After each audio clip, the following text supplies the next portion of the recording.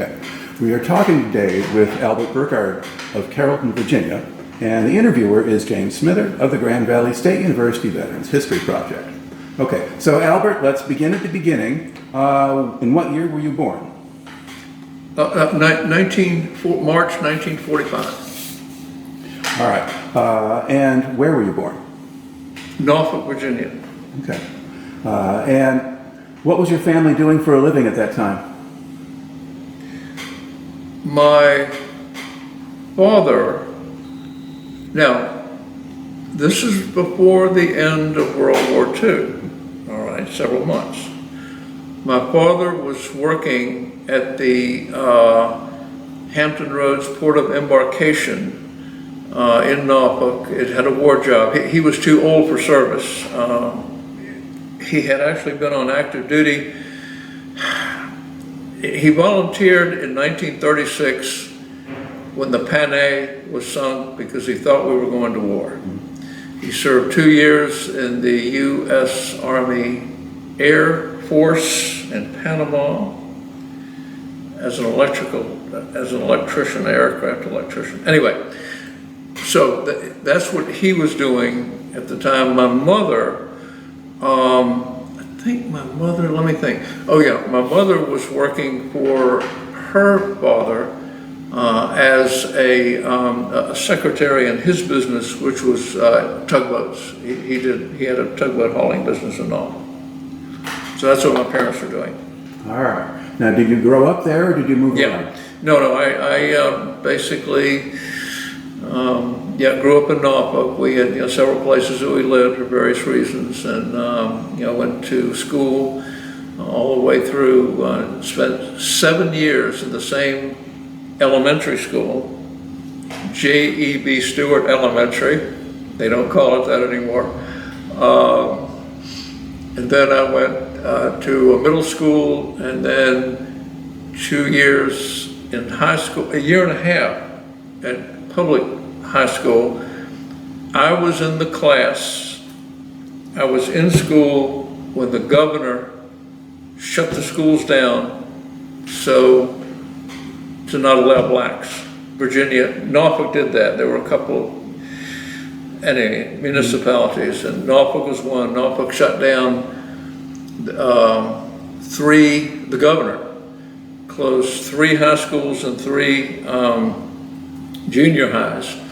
And so I was out of school for a half a year, but I actually went to school because we just couldn't go into the building. Schools were run by the teachers at various churches around. And so when I finally went back to middle school that second semester, after the governor was declared, the whole thing was unconstitutional and Virginia had to admit blacks into its schools, I went back to middle school and I had exactly the same teachers and the same students in all the classes that I had. Because the blacks went to school too, but they were called tutoring groups. They were home tutoring groups. How did we get off on that? I just asked you about your education. Actually, that was something I was going to ask about, was segregation at that time, because the schools were segregated. Oh yeah, it was, and so I spent 1 year at Granby High School, and there was one black girl there that entire year. I used to know her name. Anyway, and then after that, my parents sent me to Frederick Military Academy in Portsmouth because I was flunking everything at Granby, and they were afraid, never mind. So they sent me to Frederick Military Academy, spent 2 years of that at Frederick and Portsmouth, got good grades, and that set me up to get, my entry to VMI, because I was probably never have been accepted at VMI if I had continued flunking everything at Granby. So anyway. Okay. So in what year did you graduate high school? 1963. Okay. And so you went to Virginia Military Institute after that? After that, for 4 years, correct. Okay. Now, that is a military academy, so... Institute. Well, yeah, an academy with a small A. We call it a college. Yes. But it calls itself an institute, Yeah. so. Well, I was using the word with a small a. So the point is, it had a military program in it. So Oh yeah, well, it was 100%. yeah. I mean, it was ROTC, 100%. You had to, I mean, it's not like VPI, Virginia Polytechnic, where they have a cadet corps, Yeah. which is separate from the student body. VMI is 100% military. Right. Okay. So what did the curriculum consist of? Generally, it's considered an engineering school. I started out as an engineer because my father wanted me to. I flunked calculus 3 times. Handwriting was on the wall, shifted my major to history and never looked back. And so probably the standard history curriculum for colleges at the time. Is that sort of what you're asking? Yeah, okay. And then what was the military component? What kind of training did you get? Oh, okay. Well, okay. When the first day, you put your civilian clothes away, and for the next 4 years, you wore a uniform, except in the summer, of course, when we had summer leave. The day started with a bugle call, where you got up, got dressed, went down, formed up in your company formation, marched down as a unit to the mess hall, cafeteria, mess hall. After breakfast, you came back, you cleaned your room for inspection, and then the next bugle call was classes. You went out and you formed up in a unit going to class. For 4 years, every class I took, you formed up in that unit to march to class. Even on Sundays, when the bugle call went, you went out and you marched to church with a church unit.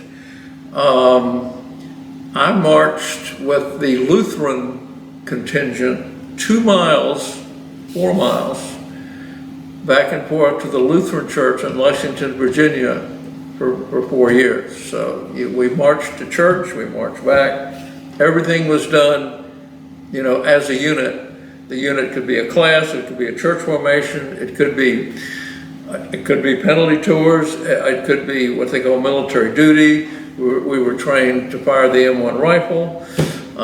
We marched a lot. We had a ranger component. I went through that. We had an armor component. We actually had 5 M41 tanks. I didn't do that because I was infantry. As Bill Malden said, he had Willie or Joe say, "A moving foxhole attracts the eye." So never want to get me in a tank. As an infantryman, we were taught that tanks were targets, and I can tell you a dozen different ways to kill a tank. So. Okay, all right. Now, how easy or hard was it for you to adjust to that way of life? Oh, it was easy, because I had already done 2 years as in military high school. Right.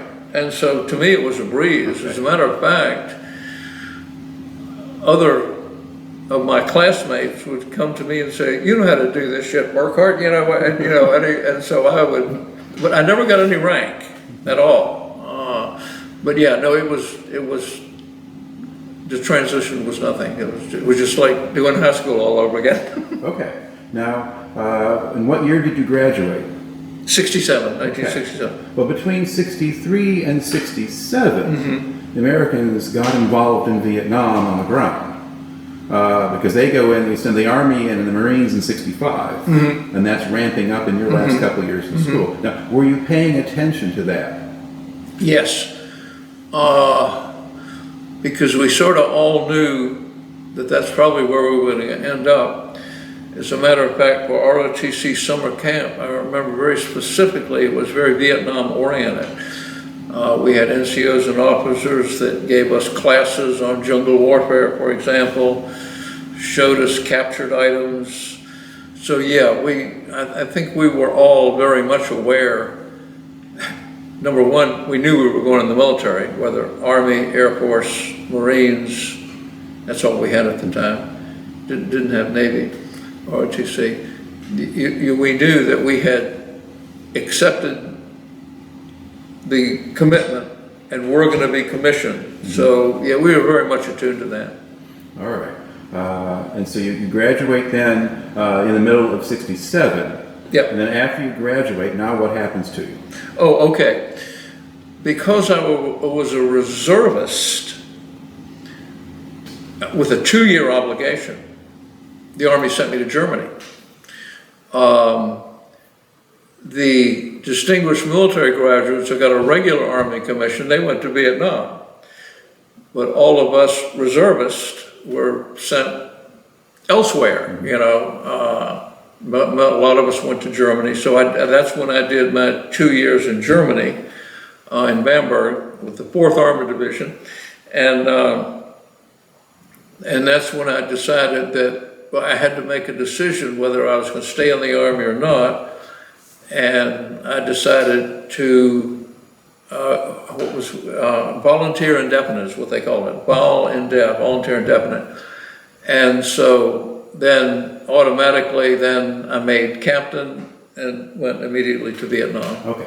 So let's talk a little bit about the time in Germany. What kind of assignments did you have with the 4th Armored Division? Standard for an infantry lieutenant. I was a platoon leader for a year, infantry platoon in the 154 Mech Infantry Bravo Company.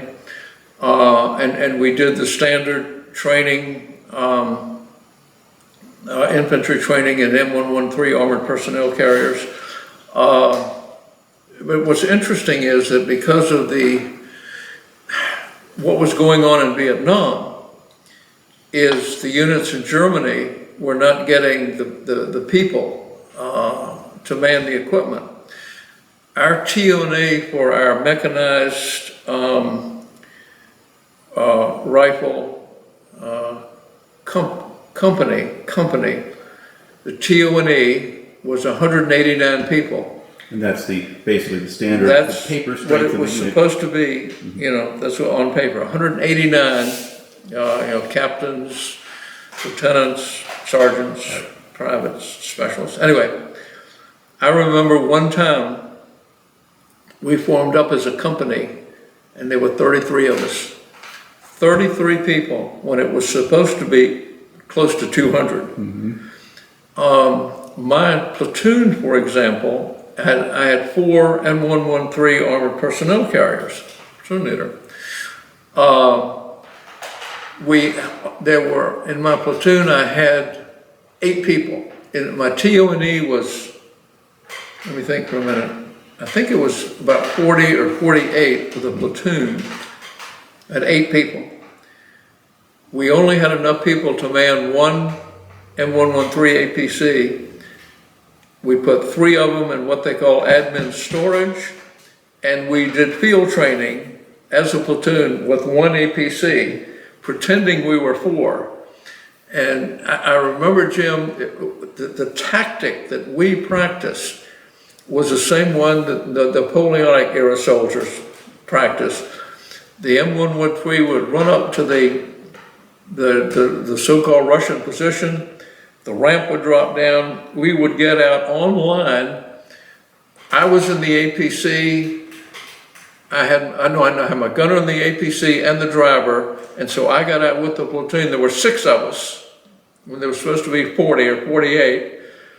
And every time our right foot hit the ground, we fired our M14 rifle right out in the open, completely exposed. Tactics hadn't changed in 200 years, so there you go. All right. Okay. So you had your first year was doing that. What did you do in the second year? Oh, okay. Because I had a college degree, most of the lieutenants did not. Most of them were OCS. But because I had a college degree and I could write, I was made battalion adjutant. So I served as battalion adjutant for a year. And that's what I did my second year. And what does the battalion adjutant do? Basically, he signs all the paperwork in the, it didn't make any decisions, but when the battalion commander makes a decision, I sign the order. And so I developed a signature that was unreadable to protect myself.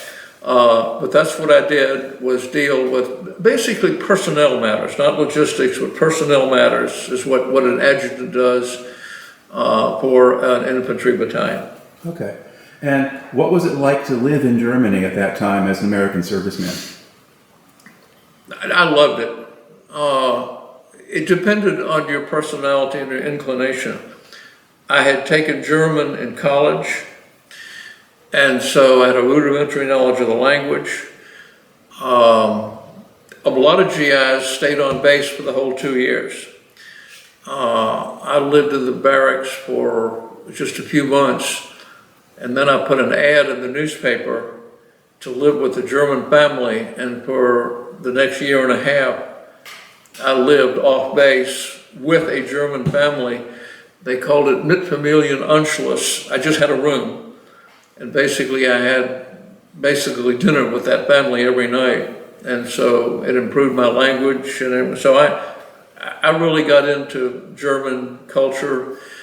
I was not married, and so every opportunity that I took, I would drive my little 1954 Mercedes 220S to wherever I could go, all over, all over Bavaria, Franconia. So.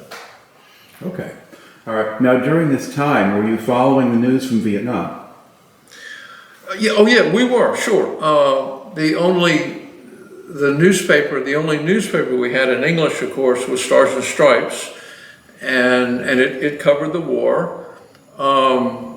We had AFN TV, Armed Forces Network Television, but the German family that I lived with, I could watch the German channel, and so we would get reports from Vietnam on that, and so we followed it closely. The Germans were following it themselves, so we kept up with what was going on. Okay. And while you were there in principle to keep the Soviets from invading Western Europe. And you were there, you would have been there in 68 at the time of Prague Spring. Did Cold War tensions affect you much? Oh, no. We knew that we were the front line. There was only one unit out ahead of us, and it was the cavalry and their tanks, and then it was us, and we had what we called GDP, General Defensive Plan, general defensive positions that we would once a month we would have an unannounced alert where all the sirens would go off. I would be at home. I'd have to drive in, or not at home, but live with a German family, drive in.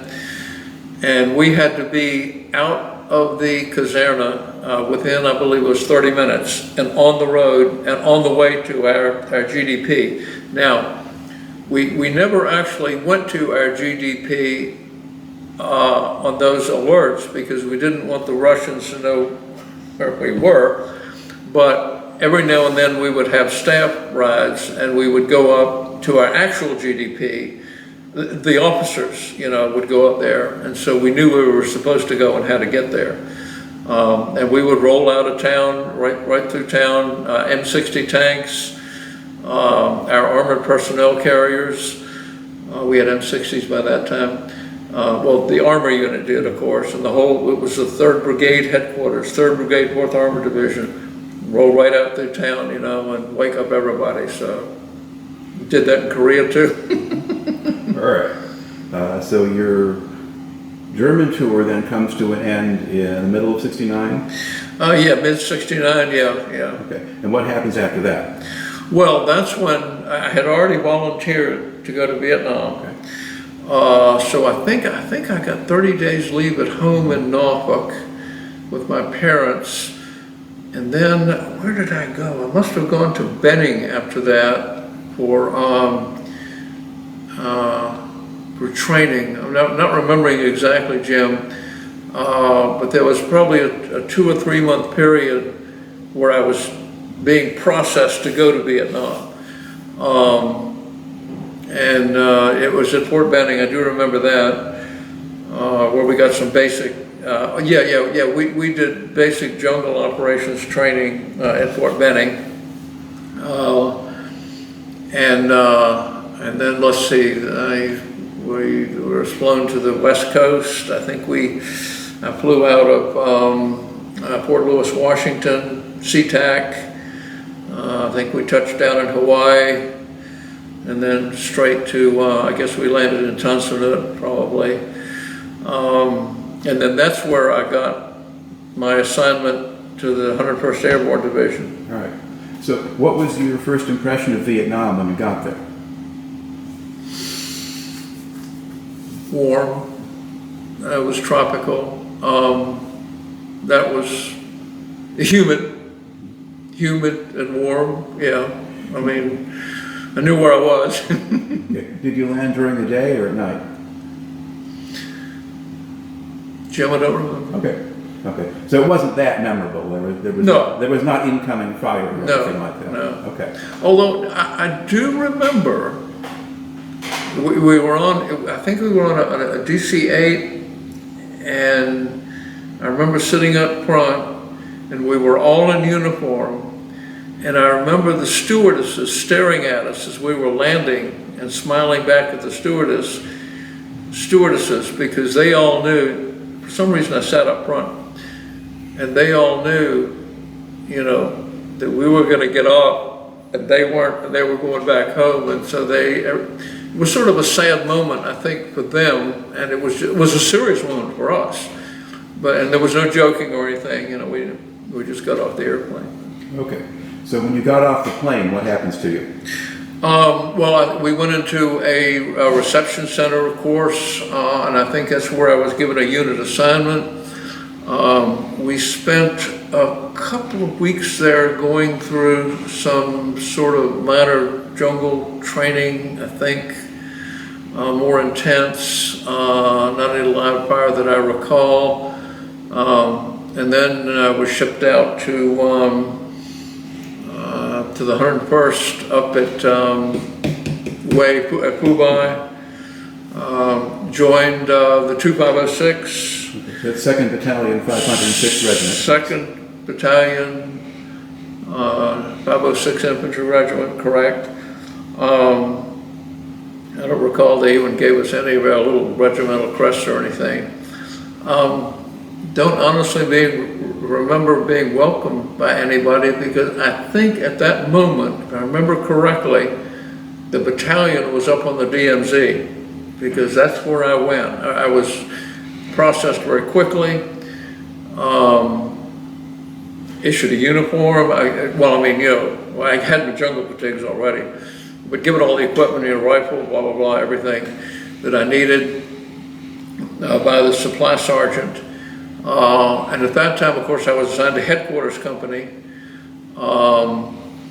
And somewhere along the line, somebody told me that I was going to be the Air Operations Officer, S3 Air.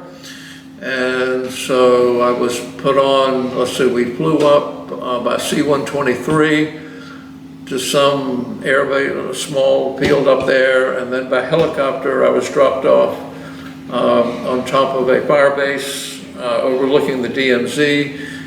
It was fire base, we called it Scotch, somebody else had called it Sandy, but that's where I basically became the senior officer on the top of that hill. The tank commander, I guess he lived there. Okay, anyway. The battalion commander and the major, of course, outranked me, the major XO. They spent all day out flying around, over in the jungle over the various companies, Alpha, Bravo, Charlie, and Delta.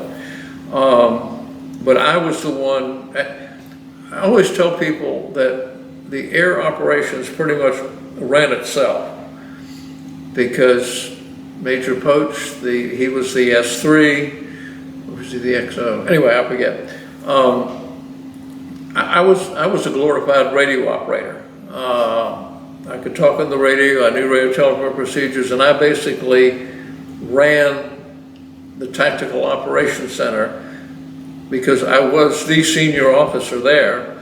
The sergeant major, the XO, the S3, lieutenant, the battalion commander, were all, out, where they should be, in a helicopter out, between Scotch and the DMZ, keeping track of all of our companies out there. So that's what I did for 3 months, 2 or 3 months. All right. So when did you actually join the unit?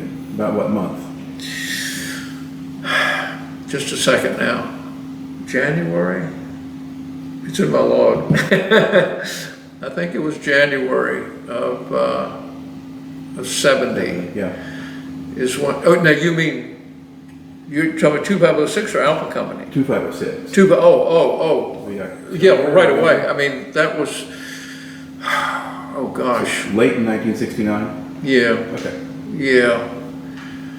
It was still October 69, because they rushed us right up there. So yeah, that's when I joined 2506, yeah. Okay. All right. And how did you get along with the officers in the command group at that point while you were doing the air operations? I did fine. I mean, no, there was no, I mean, yeah, I mean there was the commander, Lieutenant Colonel Crowell was good. He ran the operation. He basically just told me to take charge of the Tactical Operations Center, run the radio operations, and that's what we did. I did the whole day. In fact, I remember sleeping right there, falling asleep at the radio. I didn't go out and sleep. I stayed basically there in that chair for 24 hours a day. Because I took in all of the radio traffic from all the companies. I listened to it as they monitored with the battalion. Of course, we monitored the brigade and the division radio there at the Tactical Operations Center. We were in sandbag connexes at the top of the hill. The connex container with sandbags all over it. I remember at one point, early on, I asked the sergeant major where I was supposed to sleep. And he said, "Sir, you're on your own. Where you sleep anywhere?" I don't know what I was expecting, but anyway, I remember basically when I got off duty at the TOC, at night I went outside, I found an empty foxhole, I wrapped up and I slept in it. And I think that was the last time I did that. The rest of the time I just slept right, at my place of duty in the Air Operations Center, in the TOC, Tactical Operations Center. All right. And so you're doing that for about 3 months or so. Yeah, I was pulled out, interestingly enough, one time for a special, after I'd been there for about a month. The 2506, the division was told to send a captain to Saigon for special escort duty. Nobody knew what for. And so I was picked. I think I always tell people I was the most expendable person, in the battalion at that time, because you had all the company commanders out with their companies. And basically the NCOs, of course, could have run the air operations, but they picked me, and that was fine there. I was the only captain who really didn't have a company or something like that, because they were all busy, what the 101st was doing at the time is we were screening the 1st and 3rd Marine Divisions as they were pulling out. What was the question? Well, you were... yeah. Okay, so I was pulled out of the field, sent to division headquarters, given a complete new uniform in one day, new boots, everything, and told to get on an airplane and go to Saigon. And they said it was some sort of escort duty, and at the time the vice president was there, And everybody assumed that I was being sent to escort the vice president. Well, I didn't know. You know, and they kept asking me, why were you selected? I had no idea. Anyway, so when I got to Saigon, what I found out was I was the escort officer for Congressman Marsh, who later became Secretary of the Army. But at the time, he was a major in the reserves, and he was a congressman, U.S. congressman. And so for 3 weeks, I basically was his escort officer all over Vietnam. And it was really a wonderful opportunity for a young captain. I saw everything, everything that he saw. Now, I didn't have to actually do anything except stay 2 or 3 paces behind him. Had my 45 with ammunition because I was told if anything happened to him, it was my fault. We went to visit all the division headquarters, all the corps headquarters, all the army headquarters. And he specifically asked to go into Laos to visit with Vang Pao on the Plain of Jars. And I was told that I couldn't go there. So I had to stay back in Saigon for a day or so while he did that. So then when I got back, the only thing, they made me brief the division commander, you know, what I had done for 3 weeks. And so I basically told him, you know, just what I sort of told you. And they said, well, why were you chosen? I said, I have no idea. And I still didn't know why I was chosen. What I figured was that he was a Virginian. He was also a Washington and Lee College graduate.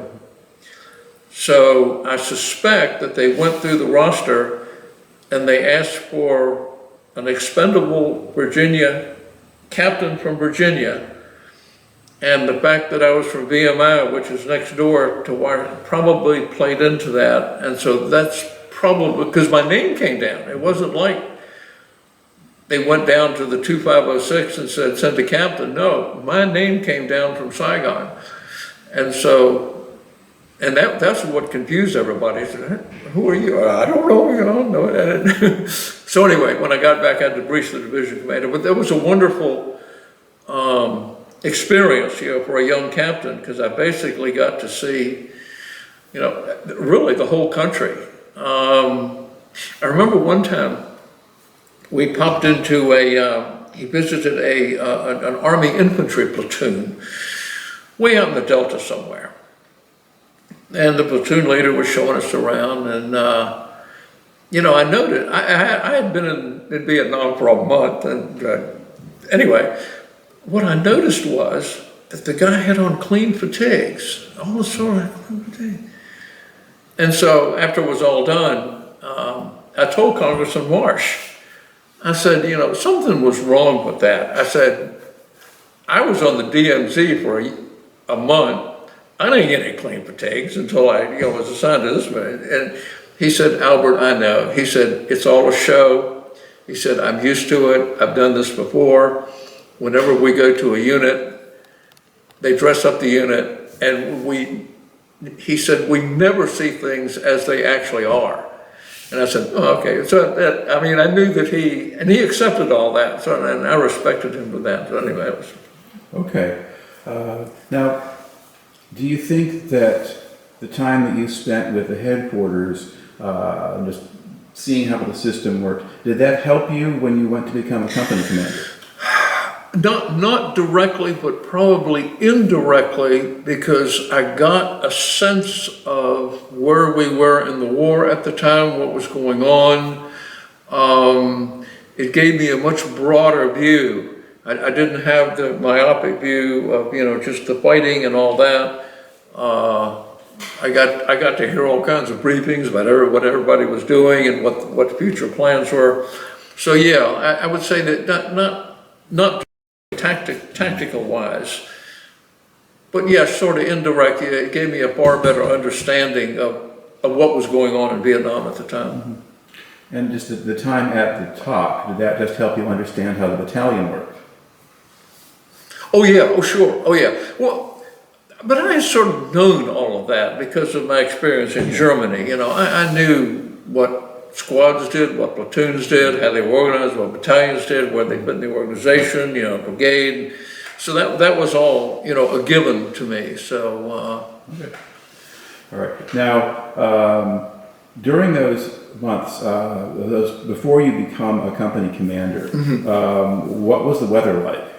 Was it monsoon in the hills, not lowlands? No, up on the DMZ, the weather was basically pretty good.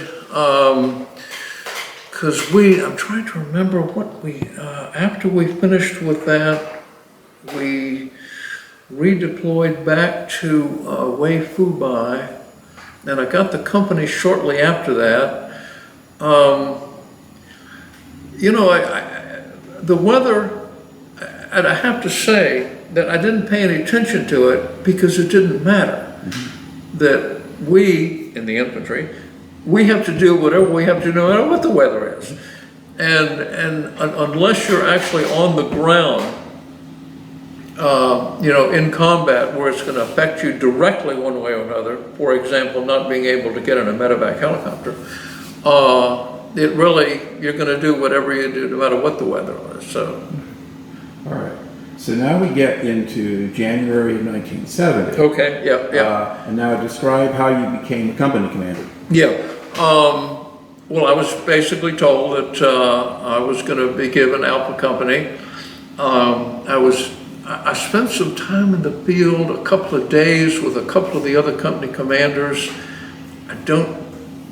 I remember they put me with the company. I stayed with the company commander for just 3 or 4 days on some operations, and we did a couple of ambushes, and it was really, really interesting. And that's the way they prepared a company commander, was let him spend, you know, just a little bit of time, you know, if possible, with another company commander. I did that. And then I was given command of Alpha Company on Fire Base Jack, and I got Captain Vince Felter. I spent probably only a couple days with him there at Fire Base Jack before I took over.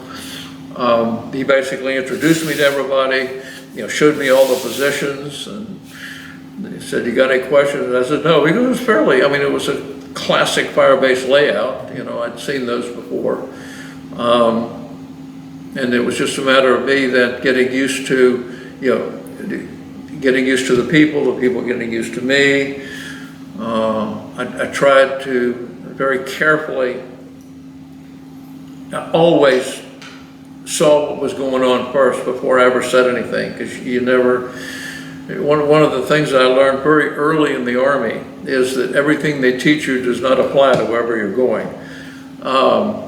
I remember when I got to Germany and I was all fired up as a mechanized infantry platoon leader, and I knew all the bookwork and all the forms and everything.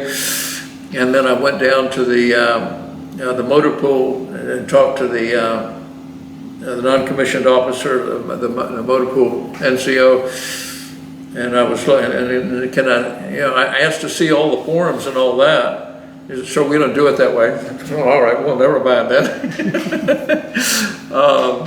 And he basically looked at me and said, "If I get everything you learned at Fort Benning," I said, "All right."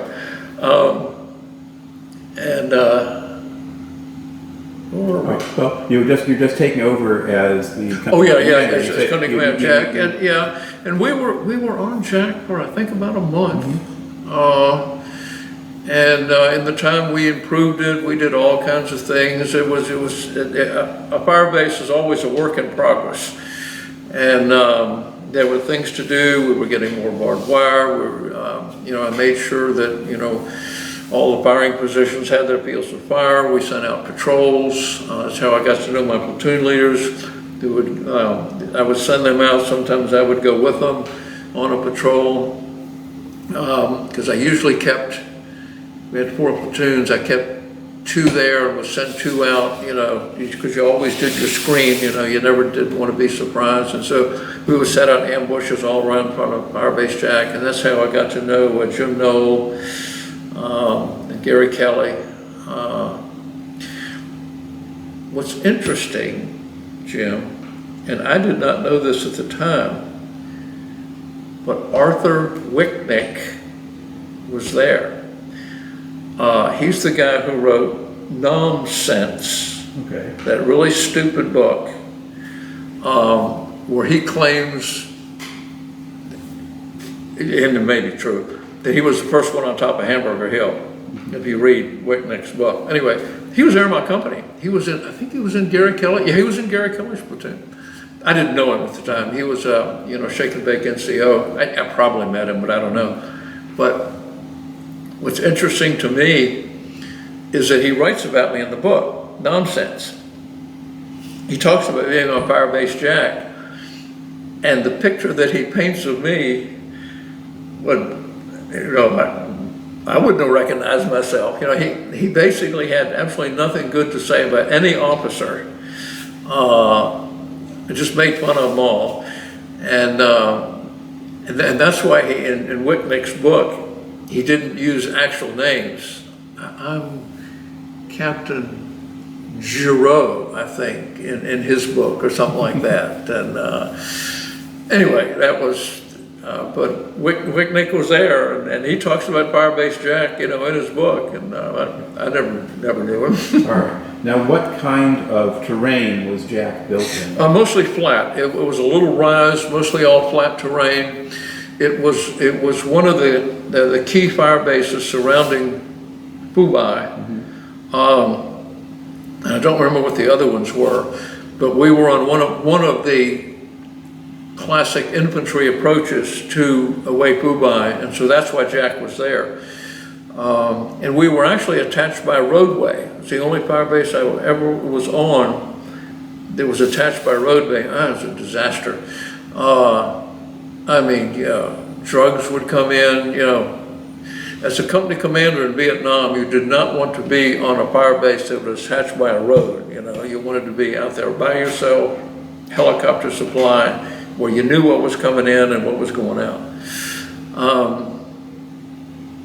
Anyway. Did the road go through the fire base? Did the road go through the fire base? Yeah, actually it did. From what I remember one time where one of the trucks drove through the fire base and didn't even slow down and tore up my wire, and boy, I complained to the battalion commander, and the next day he had them come down and fix it. It was a road that went through I don't remember exactly how it did it, but I think it sort of skirted the fire base on the outside. You have an entry in your diary that mentions vehicles going through and tearing up a helipad that you had just constructed. And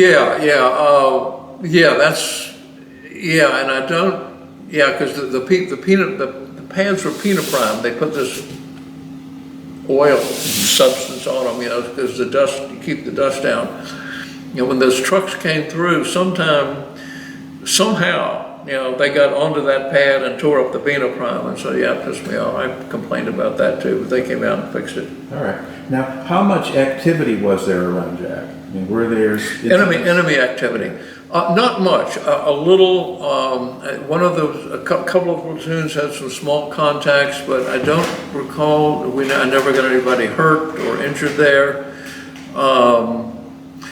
We did our mad minutes every now and then. Those were fun, where we'd shoot off everything, and especially the poo gases with the 55-gallon drum.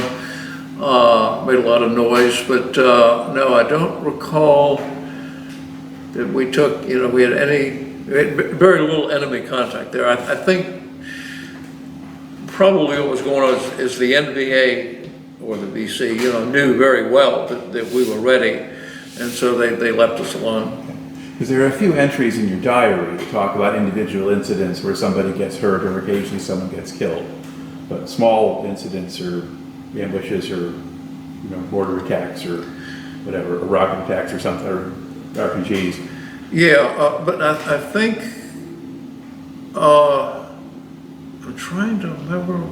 Yeah, that's correct. Okay, yes, that was when one of my platoons, when we were on Jack, it was, I don't want to say taken away from me, but it was detached from me to do a special mission out on a hill, and they got ambushed. That's when we lost Sergeant Pompella and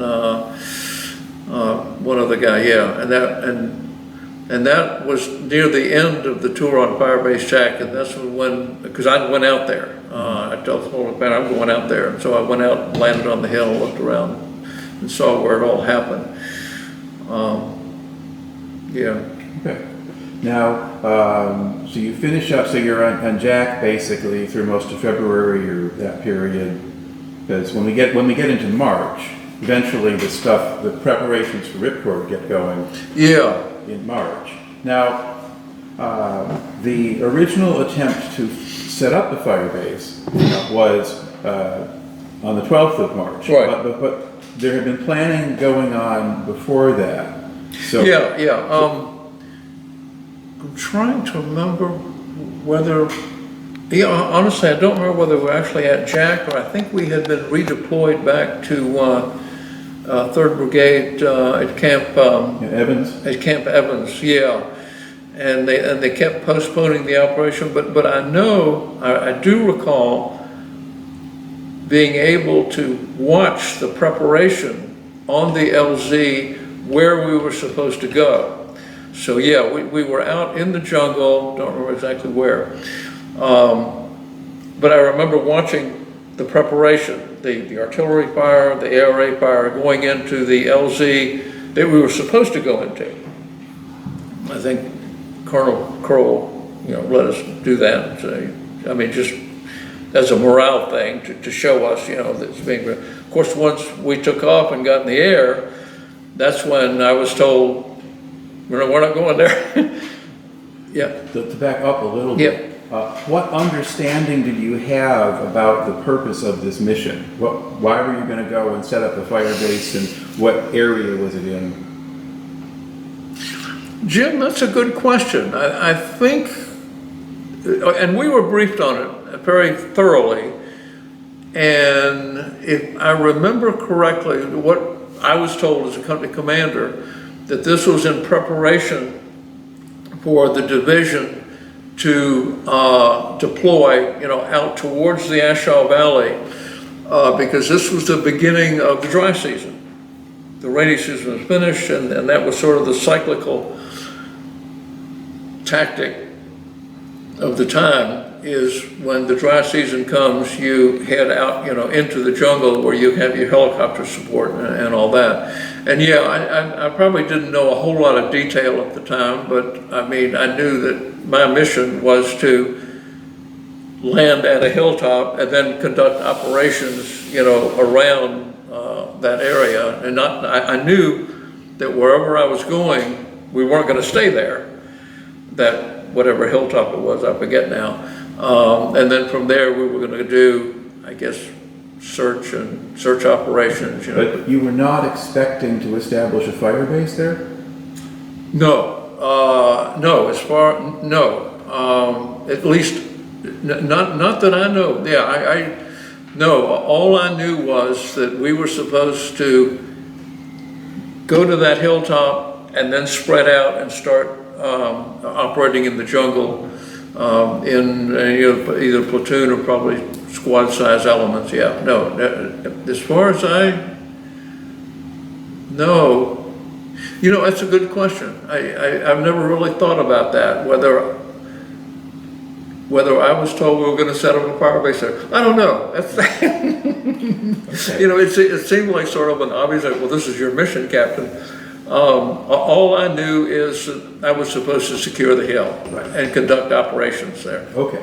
So you said that operation got delayed several times. Why did it get delayed? I think because of the weather. They were waiting, as I say, it was the end of the rainy season beginning, and they were just waiting for a period of time so they could get us out there and support us with good weather. Okay. So now we get to March 12th. Yeah. Okay. So what happens with you and your company that day? Well, I mean, we got on the birds. We were in a jungle location. We got on birds. We were in the air, and as far as I knew, we were headed towards that LZ that we had watched them prep the day before. Was it that morning? I don't remember. We'd watched. It must have been that morning, because I think we were already in the early afternoon. And then en route, which was only probably about 10 minutes or so, that's when, I was told by radio that we weren't going there, we're going somewhere else. Okay, fine with me, it didn't matter to me, I just wanted to get off the damn helicopter and get my guys on the ground where, I had some control, because, up there in that helicopter, when you're vulnerable, you just feel vulnerable.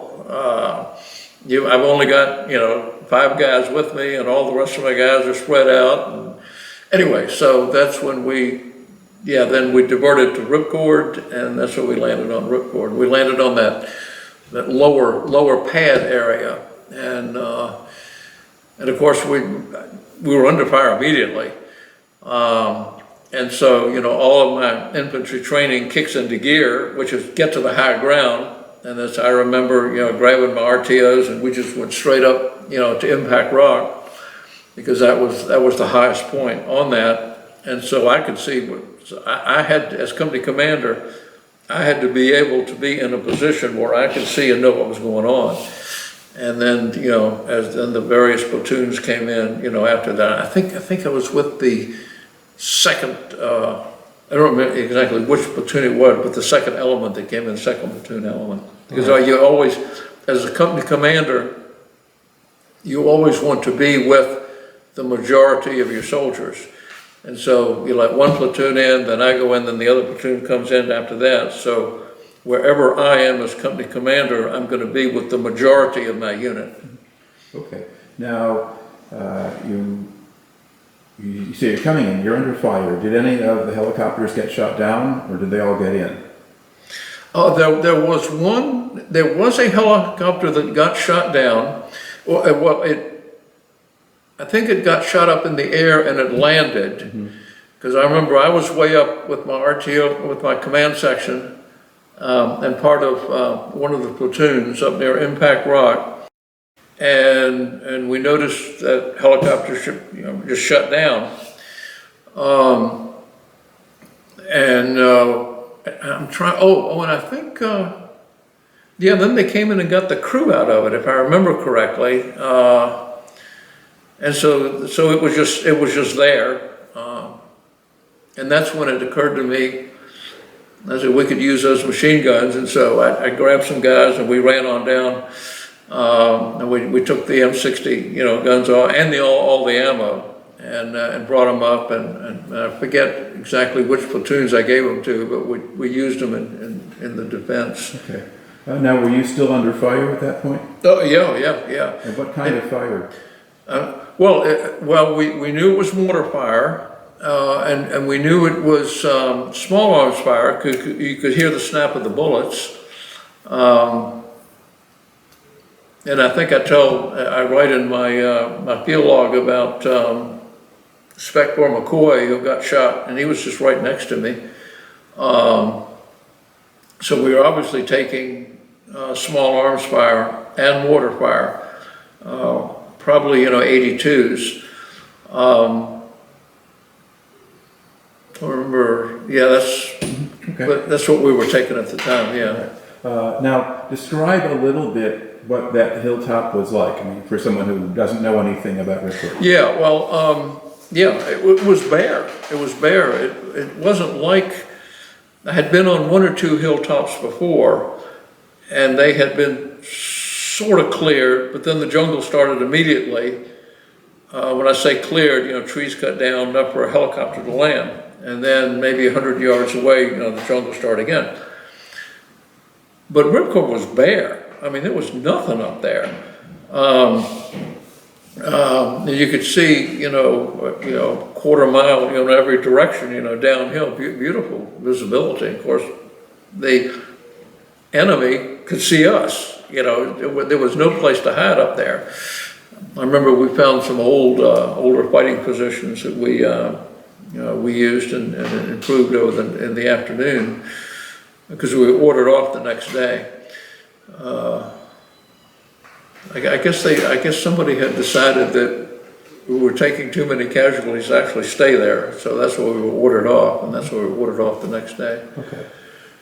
So you walk off the hill the next day, and how long do you stay out in the field at that point? Did they bring you back to Evans? Oh, no, Jim I'd have to check, my field log, but at least a month. Weeks. We just stayed out there and, went from hilltop to hilltop, basically heading for the high ground each day. We were ordered never to stay in one place more than one night. I remember and this was after Colonel Crowell had, his time had expired in command, 6 months, and Andre Lucas came in. So this would have been probably a couple of months after Ripcord. Oh God, what was the story I was telling? Lucas came to visit. Sure, you were talking about just being out in the field for all this time. Yeah. And crawling around in the hills. Yeah. And then part about not staying. I know.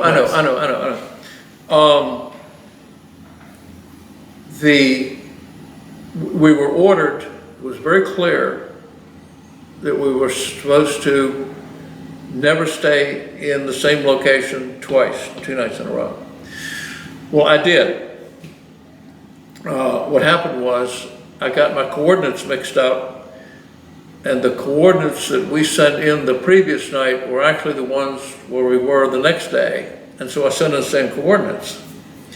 Well, apparently that caused a lot of upset at the division, because I didn't explain that, but all they knew it do, because every night at the division headquarters, they were briefed on the location, every company and platoon specifically. And so obviously somebody at division noticed that Alpha Company, Burckard's Alpha Company, it looked like we hadn't moved. So Lucas, he flew in, he came in. God, I remember that so clear. Because I don't know what the problem was. I had just done my diligence and sent in my correct coordinates, and apparently not bothered to explain why they were the same as the night before. But it caught me by surprise because we didn't shave every day. Obviously, we shaved maybe once a week or something like that because we had to carry all of our water with us.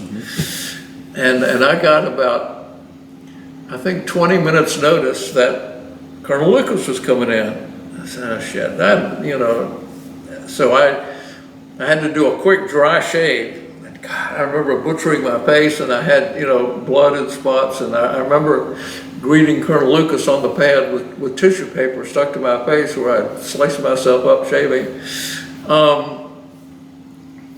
And all he wanted to know was why I hadn't moved, because obviously he'd been jumped on, for what Burckard had done. And so I explained to Colonel Lucas exactly what it was. I showed him on the map that this is where we were the night before, and I sent in the wrong coordinates. And I could see he just a huge sense of relief because I had done what I was supposed to do. I just had reported it wrong. And he stayed for a few minutes and looked at a few positions and then took off. And supposedly then he had to go to the division commander and tell him this way Burckard, was actually doing what he was supposed to do. He just screwed up in his presentation. And had you had much interaction with him before that? Jim, I honestly don't remember. We're sort of out there by ourselves all the time, It's not recorded in your diary. And I must not have. I do remember, and I think I wrote this, that I was supposed to go in for his change of command, but somebody else got in contact, and so I just went in and, came back real quickly. Yeah, I think that was actually my first contact with him. Yeah, probably not a good start. What? Probably not a good start. Well, I don't know. No, I don't know. I didn't think it was a good start because of the shaving thing, but he, I think, appreciated the fact that I was totally upfront with him and told him exactly what had, gone on. And I don't recall he even said anything negative, like don't do this anyway. Because I had learned my lesson, of course. And so I didn't think of it as either negative or positive in any command sense. I just was really embarrassed by the fact that I hadn't shaved for it. And I always wondered whether he noticed. I obviously noticed it, but that was, no, I didn't think of that as a negative encounter. Okay. All right. Now, in the meantime, so you went into that area of operations in the middle of March. You walked off the base and you stay in the area. Yeah. Now, after that, on April 1st, they try to land there again. Yeah. And were you watching that, or were you? Oh yeah, I was on the next hillside. Let's see how long that was, on the 1st of March. I mean, 1st of April. Yeah.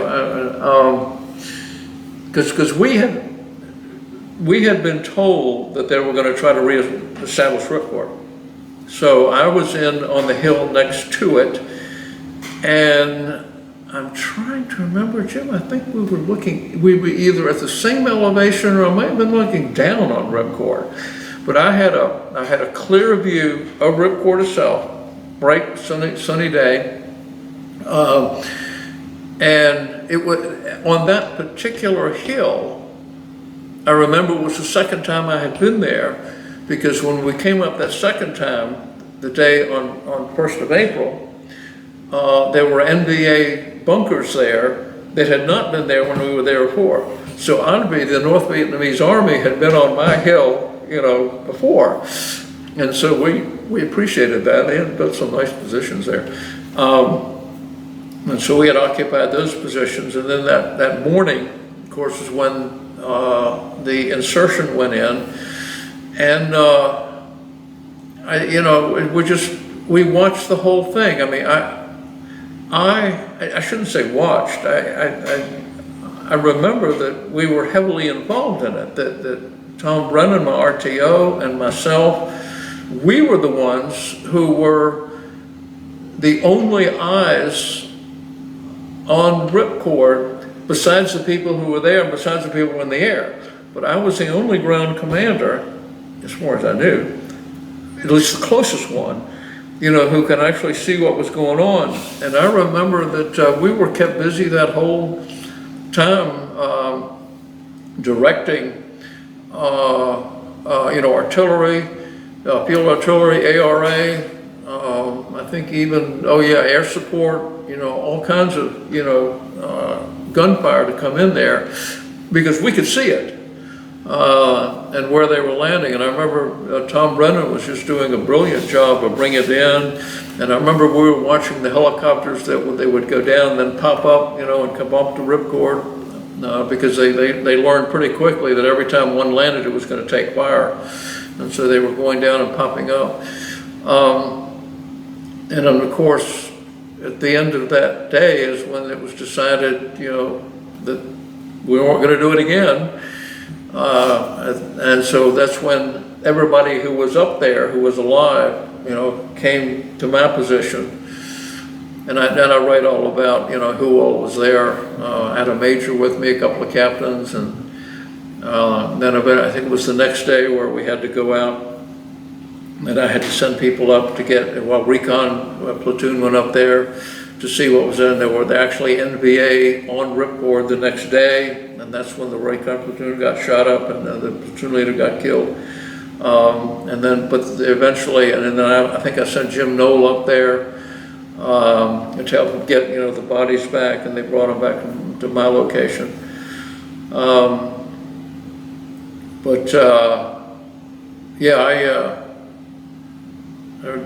That's what I remember about that. Now, that was B Company that was on the hill. And, okay. And some of them, when they said they came off the hill and they went to your position, and then they didn't have enough food. I remember, I remember, and I think I write about this. We split up, we had a bunch of, we shared our food with them because I think B Company then had to leave. I guess I was told to stay there. And B Company had to leave, so we, gave them as much as we could spare. So. And they said they took a couple of days to get out of there because the weather got bad again. Yeah, because the weather closed in after that. Because I remember the next day, the following day, when the sun came up, we had assumed, or maybe I had assumed, that the NVA may have occupied Ripcord. And we didn't know what to expect. And so I had everybody up. We had dug positions. We had all of our firepower available from my hill, trained on Ripcord, and waiting to see what was going to happen. Well, it turns out, they had not come up. Well, they had come up, but there wasn't much there. But I was fully expecting to be attacked, not on the ground, but from Ripcord itself by the NBA on that second day, and we were ready for them, but that didn't happen. Okay. Now, while you were out there in the field, were you having any contact with the NVA? Oh yeah, and I don't remember in detail, but sure. I mean, it was almost every day. One platoon or another, would have enemy contact, and even the CP platoon every now and then we would have contact. I remember, speaking of that, after I got back from Vietnam in 1973, the Army sent me to Army Language School for German in Monterey, California. And my German instructor was a former Panzer captain in World War II from the Wehrmacht. And I just let it slip one time that I had kept a field log, and he said, well, can I read it? And I said, sure. And so he kept it for a couple days and gave it back to me. And he said he was amazed at the amount of enemy contact that we had almost on a daily basis. He said that he was on the Eastern Front. He was a tank commander on the Eastern Front. He would say we'd go for weeks, sometimes months, without any contact with the Russians. And he was just absolutely astounded by the fact that we infantry out in the jungle were having contact with the NVA, almost every day. All right. So while you were out there this time, did you keep your whole company together, or did you split up the platoons? No. What I tried to do was, I always kept one platoon with me. They called it the Palace Guard, with my 5 or 6 man CP unit, and I moved with that platoon, and I would basically tell the other platoons where to go.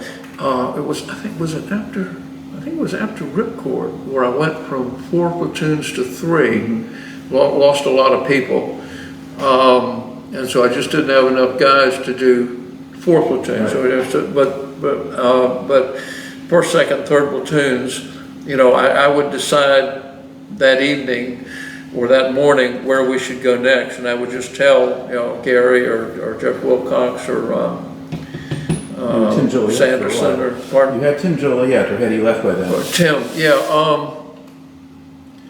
Tim left after. Tim. He was on Ripcord that first day. It what? He was on Ripcord that first day. Yeah. Oh yeah. Yeah. That's right. Yeah, and Tim. Yeah. Tim was the one. Yeah, I don't want to really make this a matter of record, but Tim, he got it. There was a guy that got shot, and we were on a hilltop, after that, and Tim stayed up all night with the guy, and he died, and Tim took it very hard, and basically said that he couldn't go on, and that's when I got him a job in the rear. So yeah, but otherwise Tim was good. I mean, he did everything that I asked him to do.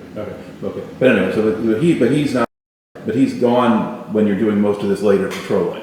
So did Wilcox replace him, or do what? Did Jeff Wilcox replace him, or somebody else? Yeah, no, wait, hold on, gosh, I should have looked at this before. That's okay. I think, didn't Jeff replace Gary Kelly? Yeah, possible. Yeah. Anyway. I'm not remembering. Okay. Well, regardless, anyway, so but you're basically you your company is operating in platoon strength, with platoons separating, Yeah. going out and patrolling the area. Yeah. Okay, so how long was it before you went back to base camp? Well, I guess, was that? A couple of months. Okay. When we got a couple days on Eagle Beach. And I'm not remembering the dates or anything, but it was, I think it was a couple of months later, where it was my turn to take the company to Eagle Beach, and we stayed there for a couple of days, so. Now, in the meantime, there's the third effort to set up Ripcord. So Charlie Company goes up on Yeah, now the see, 11th. I had turned over the company to Chuck by that time. I forget the exact date, but Chuck had taken over Alpha, and so by that time I was at division headquarters. Let me make sure this is not my wife.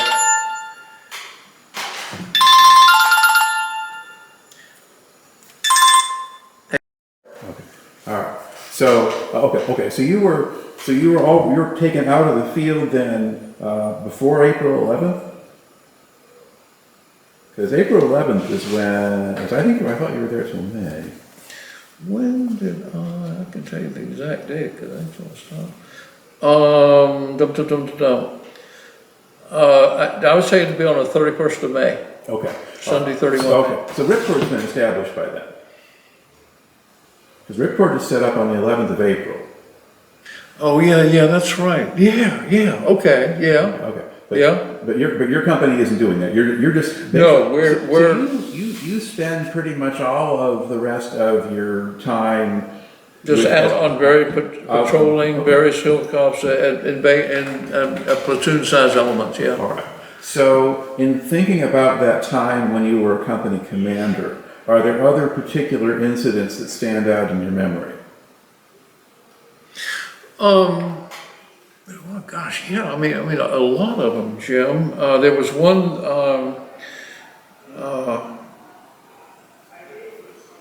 I don't remember the date, but it was when. Jim's point man was killed. Mm-hmm. What was his name? Oh gosh, I just. Okay.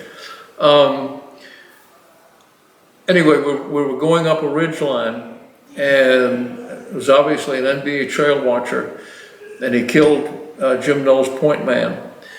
And so, of course, we stopped. We brought in all the artillery in the world, but we still had a casualty out in the kill zone.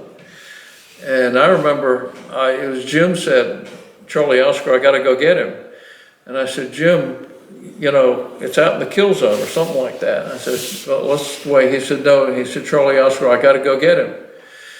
And I said, "Okay." So Jim, I think either by himself or with one other person, went right out there in the open and we assumed he was dead because he hadn't moved, you know, but Jim brought him back, and that was one thing that, you know, I'll never forget Jim Knoll doing that. One of the bravest things I've ever seen anybody do. In fact, I think it was on that same hilltop later on that evening that I always tell the story about, you know, to Purple Heart people, how close I came to dying. We had set up on the top of the hill, and we had plastered that hill with everything. All the trees were down and everything. So we set up the company CP on a log, and I had 5 or 6 people in my CP, and we would like do an hour on, hour off, hour sleep, and I'd always take, you know, an hour radio shift. I remember one time in the early morning, pitch black, I was just thrown completely up in the air. Don't remember hearing any sound. Everybody was awake and everything. What the hell was going on? There was no shooting or anything. But yet I was 5 feet from where I had been a few minutes before. And anyway, so we made sure that we weren't under attack or anything. And so the next morning, early, we woke up. What I found out was that the log that I was sitting on, a tree had fallen right next to it, just right, you know, 2 or 3 inches away, and propelled me up in the air.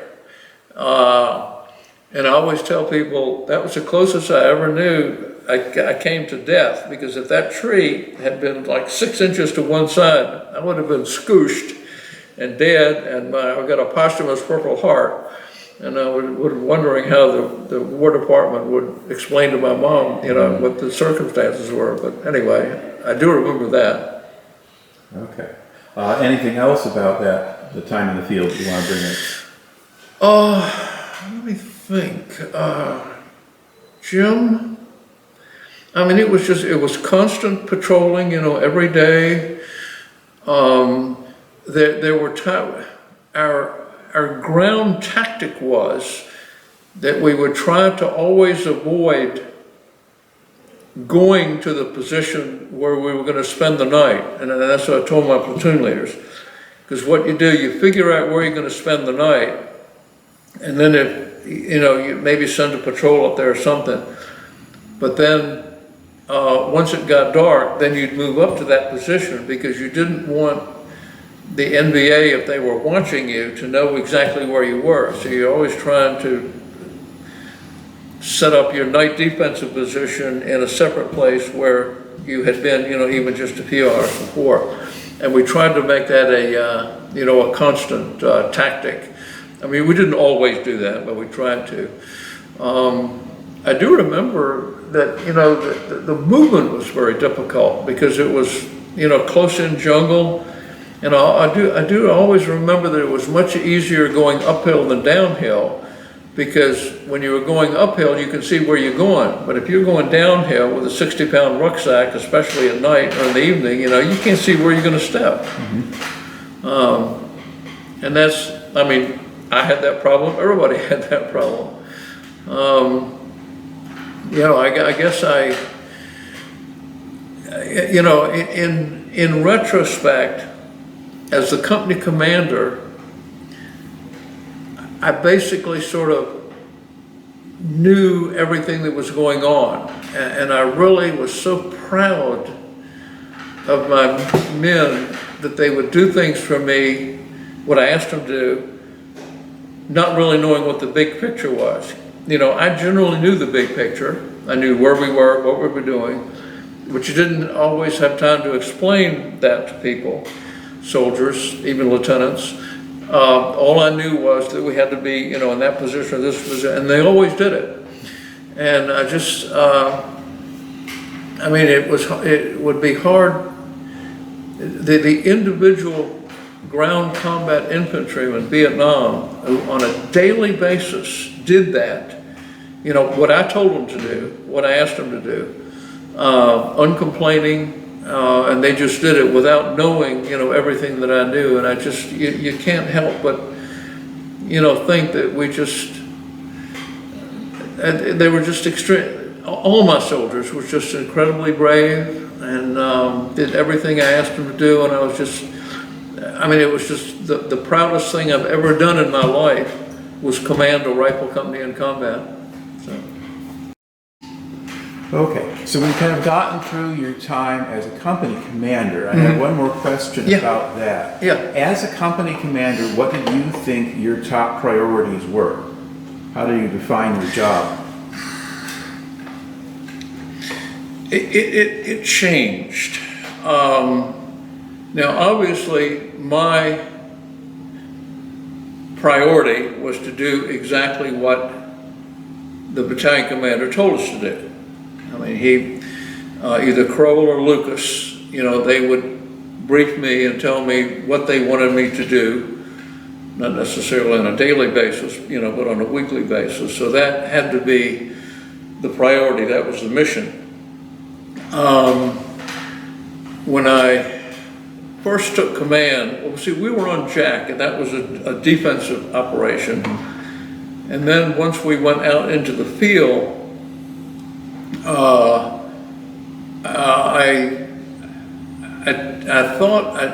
tried to be aggressive in the sense that we wanted to go out and find the NBA and take care of them.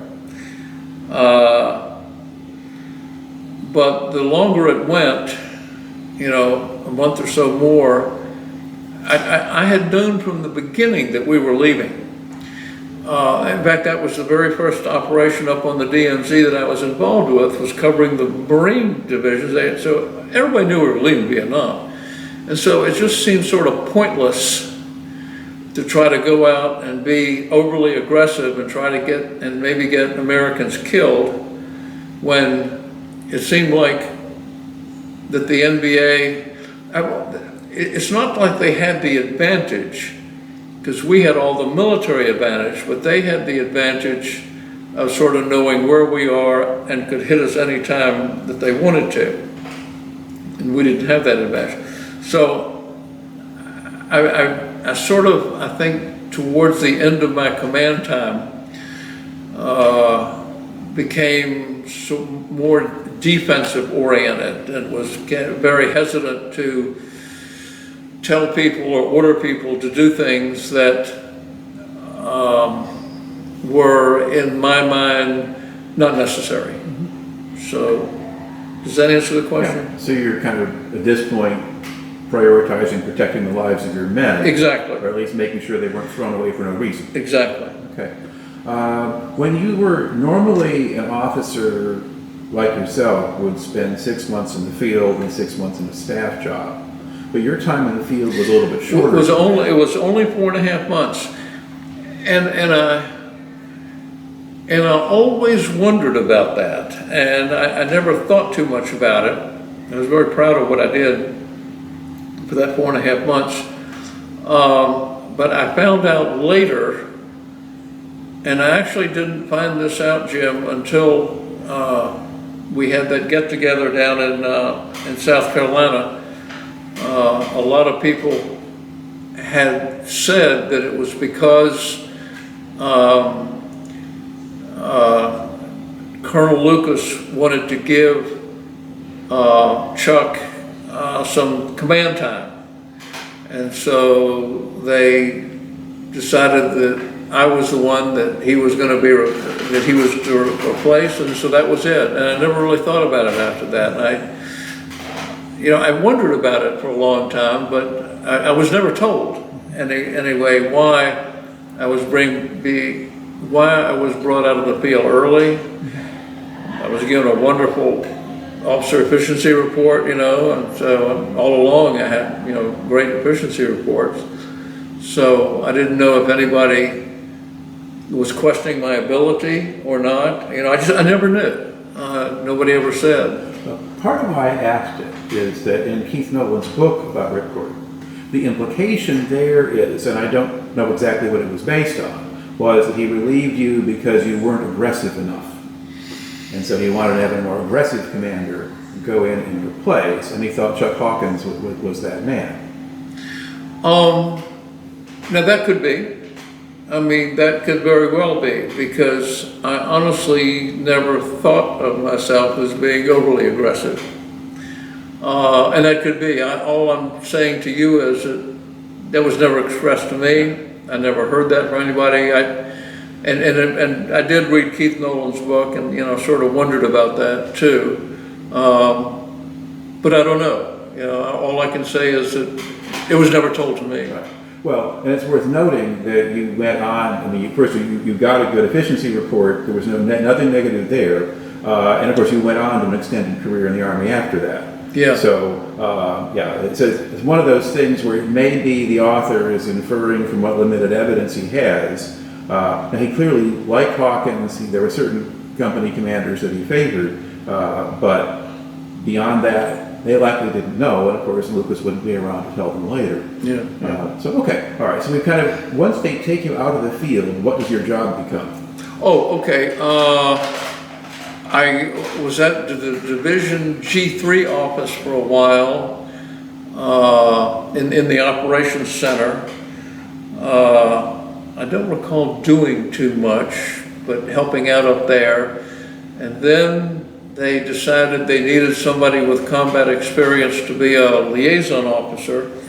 So they made me the division liaison officer to 23rd Corps. And I would fly back and forth almost on a daily basis. I would go to I would listen to the division commander's briefing, and then I would go to the Corps commander's briefing, and the Corps commander would ask me questions, if he had any, about what the 101st was doing up in their division. I don't recall, there were a whole lot of questions. And so I did that for a couple of months. Yeah, I think I was in the division G3 shop for maybe a month or so, and then, anyway, that took me up to the end of my year, and that's when I decided that I wanted to be with the Airborne unit to see what they were, so that's when I got the job. For the next 6 months, I was a senior advisor in the 1st Airborne Battalion advisor in the 1st Airborne Division. And what was interesting, we operated in almost the same area up there in the Ashaw Valley area for another 6 months. And it was during that 6 months that the 1st Airborne Division was sent into Laos, Operation Lamson 719. And we battalion advisors, what we would do is initially, when Lamson first started, first couple of weeks, I would go up in a helicopter and I would be the radio relay between my Airborne Battalion commander on the ground and his division headquarters. But the main thing I did was I was also the liaison with the artillery. And if my Airborne unit on the ground needed artillery, then I could bring it in and I could talk directly to the U.S. artillery because we were supporting those. There was supposed to be no U.S. units in, going into Laos for Lamson 719. So I basically, for 2 weeks, was my helicopter liaison in a command ship until one day the pilot said, Captain, look up to the right, what do you see? I looked over there, and there were these black puff balls about 1,000 feet away. He said, Captain, that's anti-aircraft black. We're going home. I said, okay. And that was my last day in the air, because what was happening is the NBA were shooting at American helicopters. We were getting Americans on the ground helicopter crews. They were being seen and interviewed by news reporters, and all of a sudden it hit the papers that Americans were on the ground in Laos. They were shot down, but anyway. And so that's when they said no more. And so all of us, all of we advisors were Burckard. This is at Quezon, because that was Quezon was the main operating base for at least the U.S. command at the time. And so basically for the next couple, 3 weeks, I didn't have a job. I remember going to several U.S. headquarter units, their artillery, whatever, and said, look, you all need some help? And they said, Captain, you're the 6th person who's been here today looking for work, go away. So anyway, I basically walked all over Quezon, that area, just read a lot of books, and then eventually my 6 months was up and I went home. So. Okay. Now, was the operation still continuing when you went home, or had they withdrawn from Laos by then? They had not withdrawn yet. Jim, I'd have to check. No, they had not withdrawn yet. Okay. No, my 6 months was up when they were still in Laos. Okay. And do you know what happened to the battalion you were assigned to? I only know that they got chewed up very badly and got a whole lot of casualties. That's all I know. They were an infantry one. They weren't, mechanized or anything like that. I do know they took a lot of casualties. Okay. What impression did you have of the leadership in the Vietnamese 1st Division? Oh, very good. Yeah. Oh yeah. And my Vietnamese battalion commander, not mine, but the battalion, he was a major, wasn't even a lieutenant colonel. He had been in the Army so long that he had actually fought the French. And And I said, well, all right. His name was Viet, V-I-E-T, and he's part of the royal family. Extremely competent, extremely competent. But the whole command structure was different. He did corporal punishment. He carried a walking stick. He didn't carry a weapon. And I watched him beat soldiers, you know. That's instead of Article 15s, he'd beat them in the field. And we were in the field the whole time. We were never in the rear. So I was actually, you know, doing the same thing I did in the 101st, humping the jungle. I did that with the ARVN, but I wasn't in command of anything. So it was very, very interesting. But I was a key member of the command group of the ARVN because we had primarily English-speaking artillery and aviation support. And so I could communicate directly with all the helicopters that would come in, the artillery that they were needed, the aerial rocket artillery.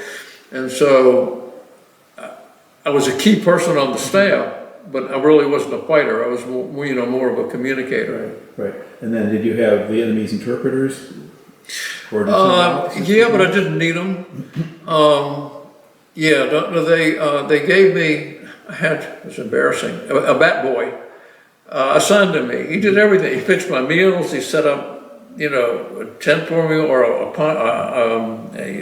hammock when I wanted it, you know. Just did everything for me. I didn't do anything. But no, there was never a communications problem because the Vietnamese battalion commander's English was good. His French was better, but it was good. So there was never a communications problem. No,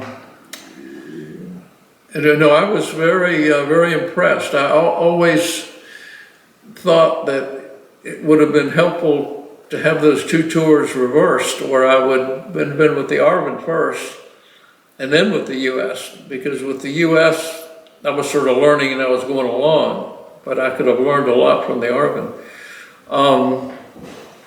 And you know, they were very good. Well, it was the 1st Division. Yeah. And so it was probably one of the best, you know, in the whole Army of the Republic of Vietnam. Yeah. All right. So now you were into 1971, and your tour of Vietnam is over. Where do you go next? What did I do next? Hold on, Jim, let me think. They sent me back to, just say 1971. Okay, they sent me back to, I'm sorry. Infantry Officer Career Course. Mm-hmm. Yeah, all right. I guess they were grooming me for, you know, the next level of command or something like that. I went to the career course at Fort Benning. I'd always wanted to go airborne, so I volunteered for airborne school. After that, they were making all the officers select a second specialty, and so I wanted to be a FAO, a Foreign Area Officer. So that's when they sent me to graduate school, the University of Arizona, for a year. I got a master's degree in German, and then the Army sent me to language school. By that time, while I was in Arizona, I met my wife, and we got married, so we actually went to language school together for only 6 months. It was weird that I got my master's degree in German area studies before I even went to language school, but that was okay. And then after that, it was immediately off to Germany for, you know, for more training to be a foreign area officer. And that's what I basically did for the rest of my career, was alternate a German foreign area officer assignment with an infantry assignment. Like when I was with the 8th Infantry Division, I was in the G3 shop, and I was in Bad Kreuznach. But that's just the way the Army did that at that time. You had a primary specialty, which was infantry, and an alternate specialty, and mine was foreign area officer, and so we alternated assignments. Now, as the Vietnam War wound down and the Americans disengaged, there were also substantial reductions in force. Yep. A lot of captains and so forth lost their commissions. Yeah. How was it that you managed to stay? Well, because the criteria that they used instantly was a college degree. And so all of those officers, lieutenants and captains who were OCS, who had no college experience, they were just let go.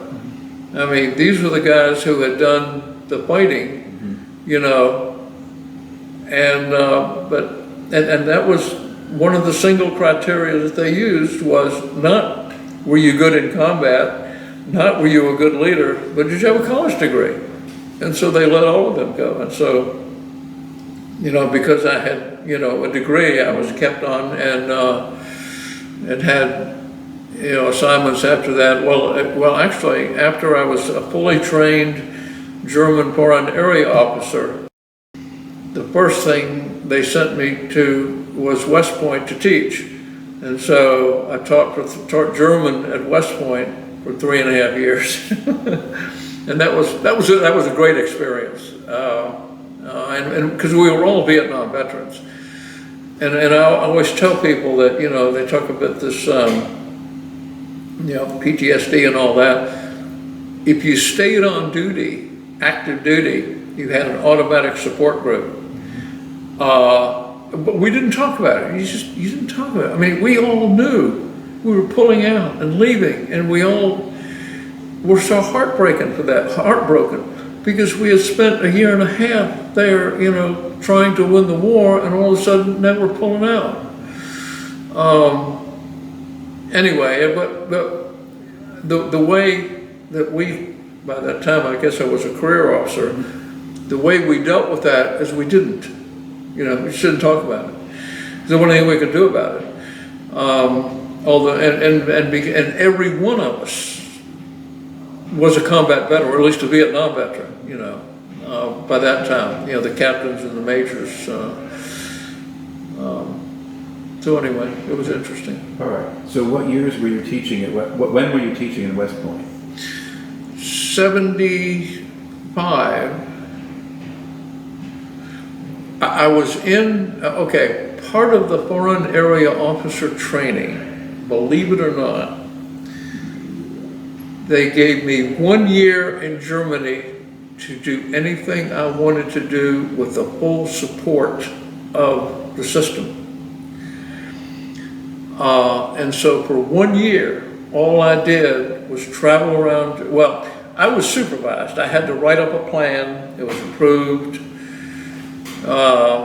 And so for 1 year, all I did was go all around Germany, traveled, had discussions with all the leaders, you know, at Land level, that's at sort of state level, national level, went out and visited German industry, you know, anything I thought would be a benefit to my learning about Germany, because that's what I did.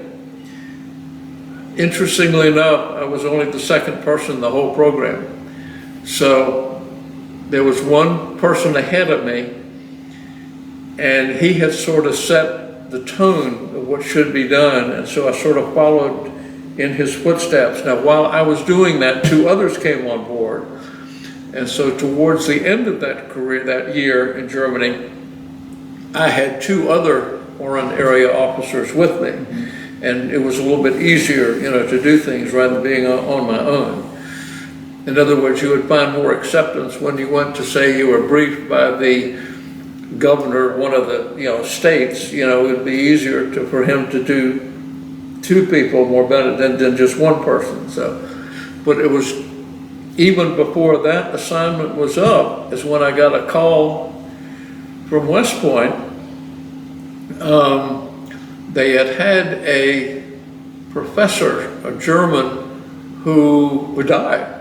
And all of a sudden they instantly needed another, and this was in the middle of the school year, they needed another German instructor. So I get this call from Germany on the telephone and launched into German. I had to speak German. And I was hired on the spot to go back and teach German at West Point. So, and I went back and told my wife, I said, we're going to New York. She said, okay. Yeah, I don't know. So that's so you're teaching at West Point, sort of right after the end of Vietnam and all of that. Yep. What were the cadets like?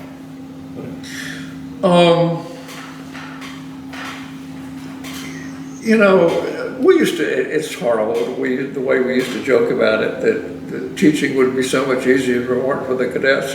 No, I mean they were great. They really were. VMI basically had the pick of the top Virginians who wanted to go there. Well, West Point is the top of national, Right. and so no, they were all good. We used to joke about it, but it was obviously discipline was not an issue. They were enthusiastic, and it was extremely enjoyable. In fact, it was known in Army circles that was a plum assignment. And so you didn't dare to ask for an extension, because if you ask, especially infantry, or combat arms, you asked for an extension to keep teaching at West Point, and they knew you weren't serious about your career. So I got an extra half a year there simply because I came in mid-semester. Right. There's another something I want to tell you about that, but no, it was great. It was. Yeah. Right. So a foreign area officer. Is that? I'm sorry, what? Now the foreign. FAO program. Yeah. Okay. So basically, that was your job, was just to go tour around and talk to different people and learn about the country, or was for 1 year. That was the training. Okay, that's the training. And then once you are trained, then what do you do? Okay. The ultimate job for a foreign area officer would be the attaché, a full colonel position in Germany. In fact, in Germany it was a general. That was what it was. You were supposed to lead into to become the attaché in Bonn at the time. Now it's Berlin. But leading up to that, there were various, G5, German-American Relations. I did that part-time for the 8th Infantry Division, going out and before we would do a field exercise for the 8th Division, they would send me and my staff out, I had people working for me, and we would have to brief the population. We would speak in German to the German population. Obviously, government officials, and tell them where we were going to train and what we're going to do. So that's what I did. But then I went in Heidelberg for 2 years. I worked for the Deputy Chief of Staff for Host Nation Activities, and that was the top level German-American American Army operation office directorate. And what we did was try to improve German-American relations as far as the Army was concerned at the Heidelberg level. And I was in the 7th Army. The 7th Army, that was as high as the Army went at that time. United States Army, Europe, use of Europe. But the West Point assignment, see, that was part of that too. That was part of the FAO program. They drew on FAOs, not just German, but French, Spanish, Chinese, Portuguese, Arabic.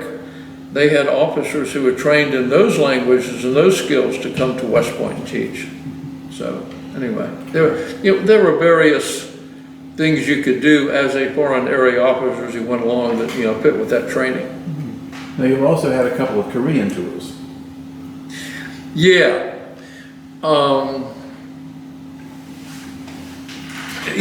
Let's see.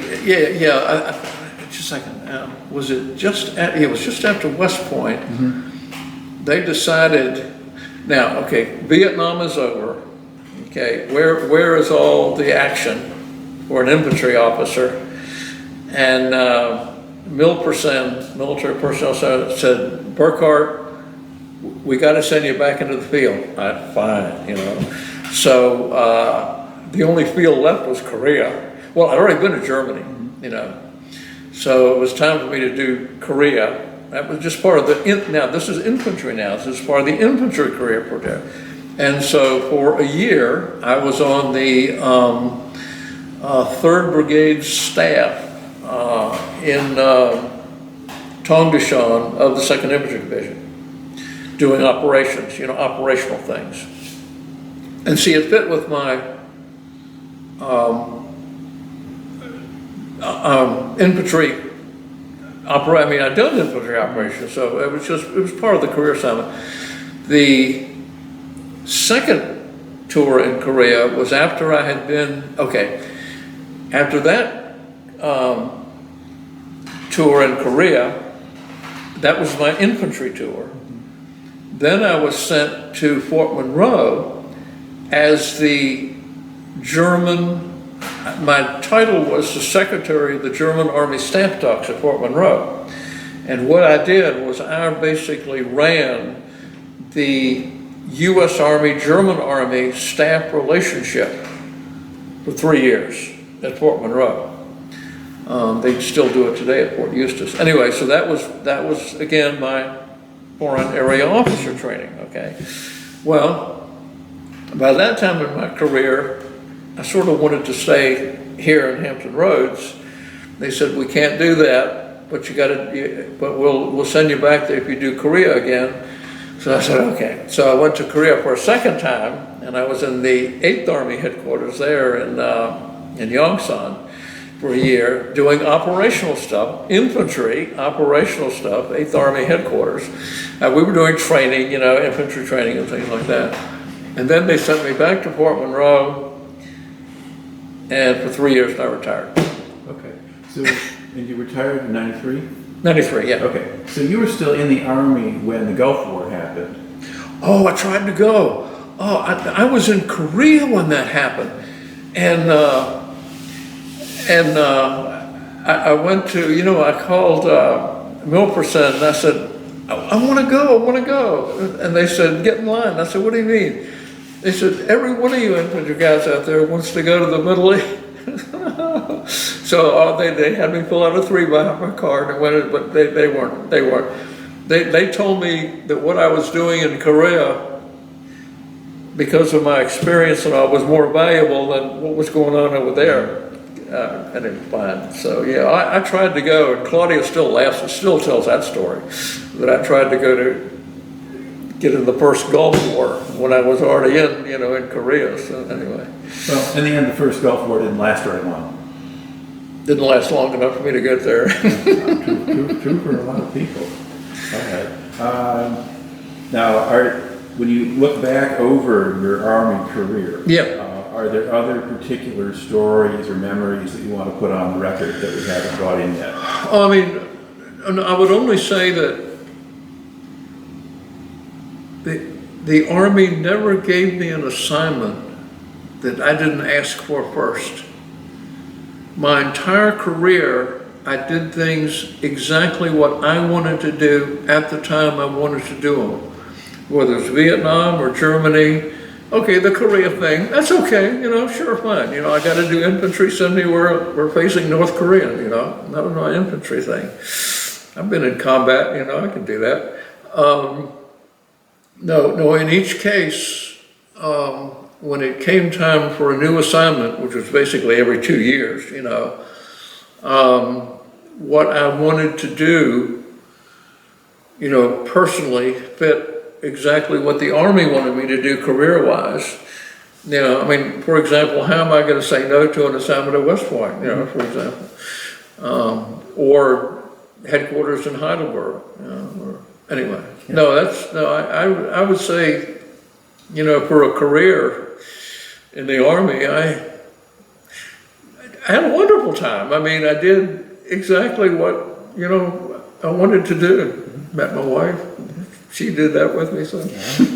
Yeah, well, I'm not sure that there are that many people in the Army who can say they got to do what they wanted to do on a regular basis. And that's true. But see, I started out wanting to do infantry. And that's the key.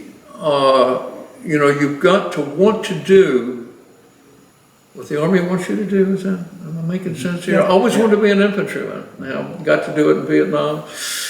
So, but I had always thought that I might, be in the Army as a private, because I grew up reading Bill Malden, and Up Front and all that, so. Okay. And to back up a little bit, things back at Ripcord, things got really ugly in the first half of July of 1970. Mm-hmm. And were you still a briefing officer at that point? Let me think. That's July. So, or had you already moved on? No. Yeah, by that time I was, and that's when I was the liaison, yes. And as the liaison officer from the headquarters, the 23rd Corps commander really wanted to deal with the commanders on the ground during Ripcord. Yeah.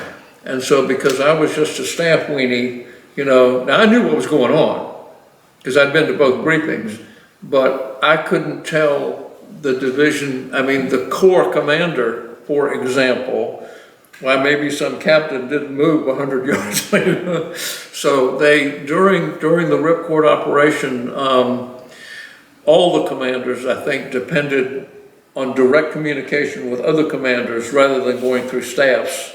And I was on staff at that time, so. And I was aware of what was going on, but only from a staff perspective. And of course, Alpha Company itself got chewed up very badly at the end of that campaign. Very badly, and I was aware of that. I was aware of that. All right.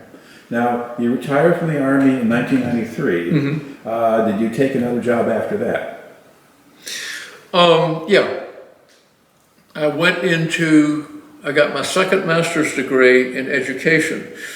I went into an Old Dominion University program called Troops to Teachers, where officers primarily would get a degree. I got for a year, I studied and got a master's in education.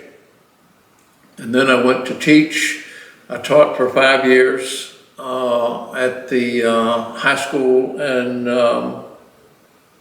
middle school level, taught German. Actually, believe it or not, that's what I taught, was German. But in middle school, I was the only language teacher. I had to teach Spanish, French, German, and Latin. Okay. And sort of what I said, okay, and I did it. But basically, you never got any further than the alphabet, a few greetings, the numbers, the days of the week and the months. In 6 weeks, that's all you could do. Okay. And I could do that. The day before, I would learn enough Spanish to teach what I was going to teach the next day. And but see, that's what the Army prepares you to do, Jeff. Anyway, so then, I did that for basically 10 years.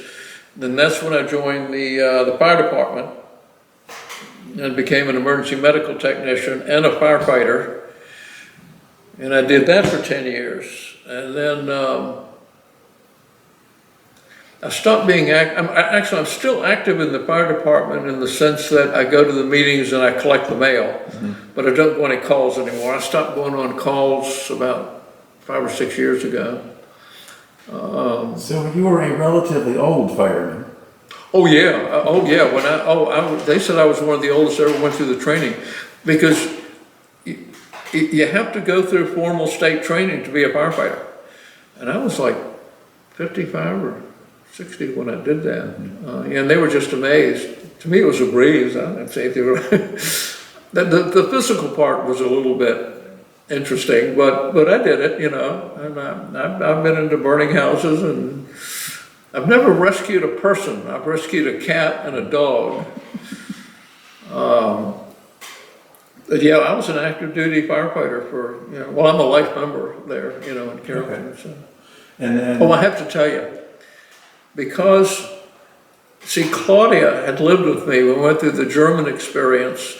of in the middle of the night at 2 o'clock in the morning, you get up and you gotta go to war, you know, go.